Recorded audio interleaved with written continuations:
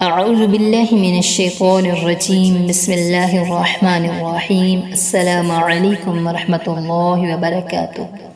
امید کرتی ہوں آپ سب ایمان اور صحت کی بہترین حالت میں ہوں گے۔ اللہ پاک سب کو ایمان اور صحت کی بہترین حالت میں رکھے۔ آج ہم انشاءاللہ العزیز سورہ بقرہ کی آیت نمبر 186 کا ترجمہ اور تفسیر کریں گے۔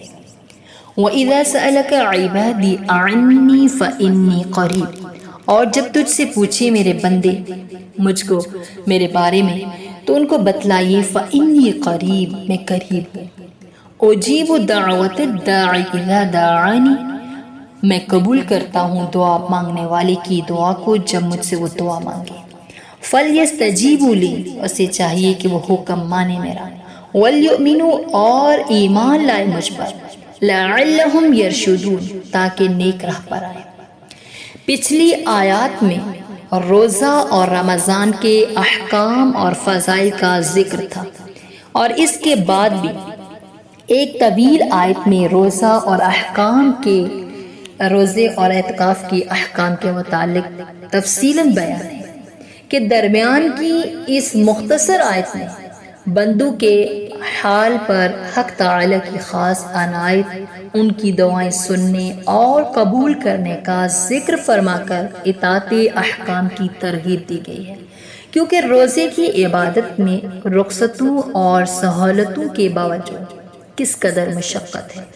اس کو سہل کرنے کے لیے، آسان کرنے کے لیے اپنی مخصوص عنایت کا ذکر فرمایا کہ میں اپنے بندوں سے قریب ہی ہوں، جب بھی وہ دعا مانگتے ہیں میں ان کی دعائیں قبول کرتا ہوں، ان کی حاجات کو، ان کی ضروریات کو پورا کر دیتا ہوں۔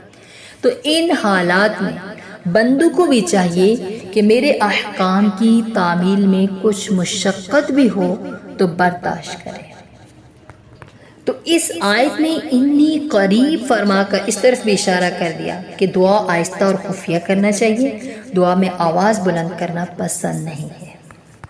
ابن کثیر رحمۃ اللہ نے آیت کا شان نزول یہی ذکر کیا ہے کہ کسی گاؤں والے نے رسول اللہ صلی اللہ علیہ وسلم سے سوال کیا کہ ہمارا رب اگر ہم سے قریب ہے تو ہم دعا آہستہ آواز سے مانگا کریں اور دور ہو تو بلند آواز سے پکارا کریں۔ پھر اس پر یہ آیت نازل ہوئی وَإِذَا سَأَلَكَ عِبَادِي عَنِّي فَإِنِّي قَرِيبٌ۔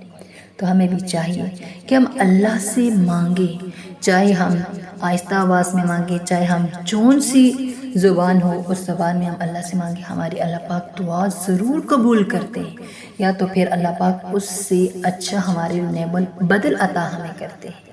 اللہ سے دعا کریں اللہ پاک ہمیں صرف اسی سے مانگنے کی توفیق دے اور ہمیں اس پر عمل کرنے کی اور دوسروں تک پہنچانے کی توفیق عطا فرمائے۔ آمین ثم آمین۔